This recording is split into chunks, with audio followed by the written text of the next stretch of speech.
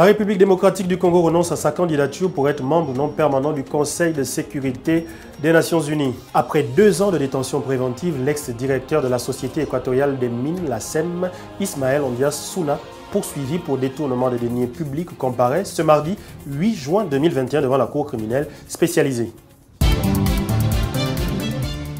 Il est très exactement 19h45 à Libreville, comme il est 19h45 du côté d'Oyem. C'est dans la 9e province du pays. Madame, monsieur, bonsoir à vous et soyez les bienvenus pour ce dernier flash d'information de la journée.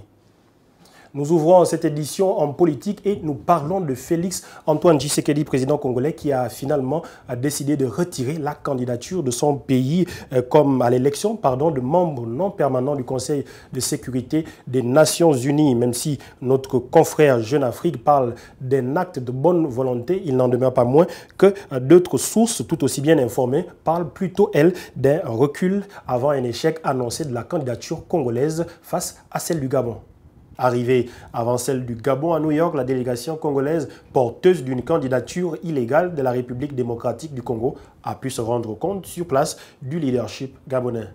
En effet, candidat en tant que membre non permanent du Conseil de sécurité de l'Organisation des Nations Unies, le Gabon avait pris soin de faire endosser sa candidature par l'Union africaine lors de la 34e session ordinaire de la conférence des chefs de l'État et de gouvernement de l'Union africaine. Une candidature unanime remise en cause par le Congo de Félix Tshisekedi qui assure pourtant la présidence de l'Union africaine au mépris des décisions de l'instance africaine. Ce dernier avait donc décidé de soumettre la candidature de son pays en concurrence avec celle du Gabon.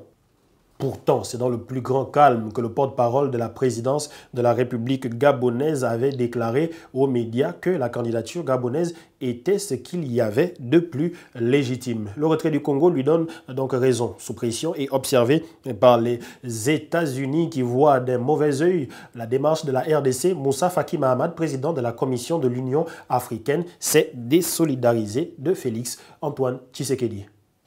Ismaël Ondias Souna, ex-directeur de la Société équatoriale des mines, la SEM, entendu ce mardi 8 juin par la Cour criminelle spécialisée après près de 2 ans d'attente. Inculpé pour détournement de deniers publics et complicité de détournement de deniers publics, Ismaël Ondias Souna est en détention préventive depuis le 28 novembre 2019.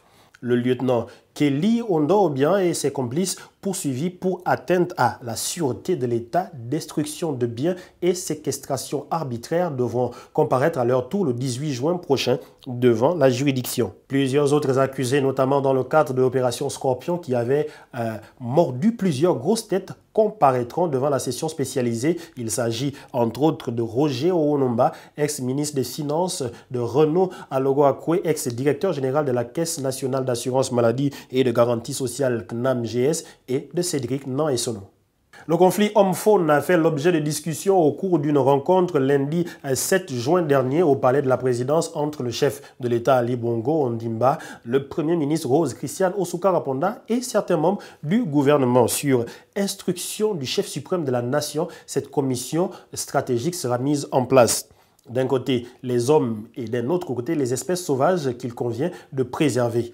L'équation est difficile à résoudre, en démontrent les récents événements de Mekambo.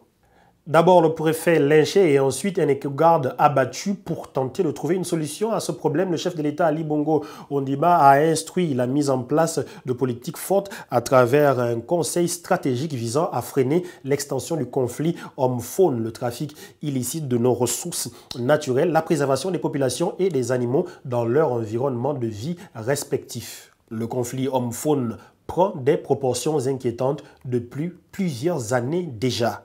En 2016, le gouvernement avait lancé le plan national de gestion des conflits homme-faune, PNG-CHF, dont le but était de construire des barrages électriques autour des 11 parcs nationaux. 5 ans plus tard, le problème persiste. Cette énième tentative de solution à travers la mise en place de cette commission stratégique pourrait contribuer à l'éradication de ce phénomène. Nous sommes au terme de cette édition d'information que nous vous remercions d'avoir suivi. Restez surtout connectés sur les programmes de Média à 241.